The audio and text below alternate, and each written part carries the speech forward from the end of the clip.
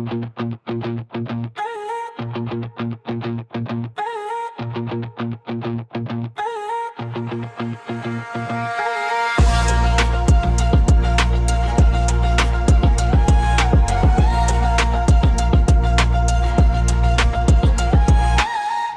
çok uzandı, dibi yok yaşın.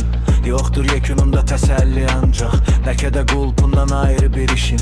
Gərək yapışaydım 50 il qabaq. Bir vaxt keçməyə kürüdə gərək təxmini biləydim nə var o tayda.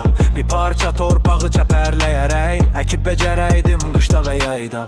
Səhər açılandan axşama qədər narın şumlayaydım, qazaydım dərin. Çəpərdən boylanıb gəlib gedənlər deyib keçəydilər mənə afərin. Səhər açılandan axşama qədər narın şumlayaydım, qazaydım dərin. Çəpərdən boylanıb gəlib gedənlər deyib keçəydilər mənə afərin.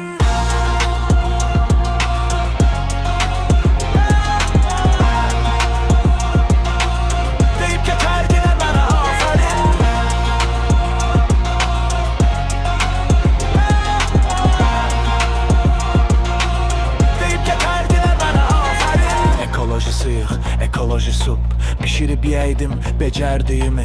Xəstəliklərimi arxada qoyub gecələr gəzəydim kəşdə cin kimi. Çıxaydı yadımdan yazmaq, oxumaq, nə kitab olaydı evdə nə dəftər. Köynə telefona yazaydın ancaq ayda xərc nə qədər, qazanc nə qədər. Hərdən qonşuluqda mərəkə qalxa, uşaq istəmir ki dərsinə gedə. Hansı oxuyan var ağ günə çıxa, deyib mənə baxaq qırışmal gədə. Bir vaxt keçməyəydim kürüdə gərək, təxmini biləydim nə var o tayda. Bir parça torpağı çəpərləyərək əkib becərəydim qışda və yayda. Səhər açılandan axşama qədər narın şumlayaydım, bəzaydım dərin. Çəpərdən boylanıb gəlib gedənlər deyib keçəydilər mənə afərin. Səhər açılandan axşama qədər narın şumlayaydım, qazaydım dərin. Çəpərdən boylanıb gəlib gedənlər deyib keçəydilər mənə afərin.